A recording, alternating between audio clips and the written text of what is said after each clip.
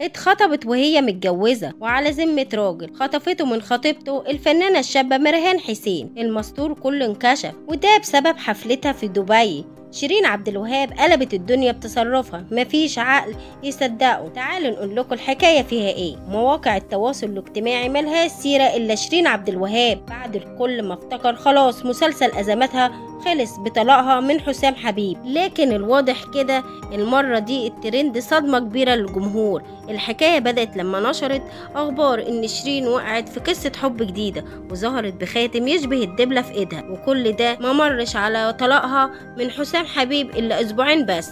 لكن شيرين طلعت ونفت كل الكلام ده وقالت إشاعات، وقالت إنها قفلت باب الحب والعلاقات وكل اللي هتركز فيه هو شغلها وبس. لكن مفيش ساعات انكشف المستور وبان، وكل المفاجآت إن شيرين وقعت في قصة حب مع الدكتور النسائي اسمه تامر سليم. والحكاية مش من قريب، من بدري جدا اتعرفت عليه عن طريق مدير أعمالها السابق، وزادت المحادثات والكلام ما بينهم في فترة من الفترات، وحسام يقرر انه يمشي مدير أعمالها ويتولى المهمة دي. لكن شيرين ما عجبهاش الكلام ده، وبعد كام شهر طلبت الطلاق من حسام. والكلام اللي اتقال السبب الأساسي إنه حصل ما بينهم خلافات وكان بيتحكم في أعمالها زي ما هو عايز. ده الحاجة اللي ضايقت شيرين، إنه حسام دخل الحب في الشغل وهو السبب إنها خسرت كام حفلة ليها. لكن الجانب الخفي في الموضوع إنها وقعت في قصة حب مع الدكتور، وده ما كانش المفاجأة الوحيدة في الموضوع. كانت الصدمة التانية وهي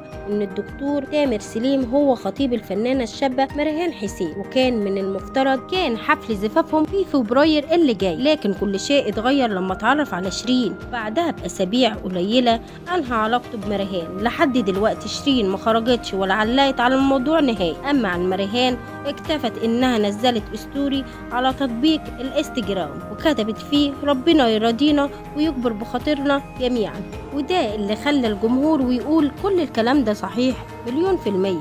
ودلوقتي جه دوركم تشاركونا الرأي. تفتكروا قصة الحب دي هتكون ناجحة وشيرين هتلاقي العوض بعد حسام حبيب؟ وهل من ممكن انها فعلا تتجوز في شهور العدة؟ شاركونا الرأي.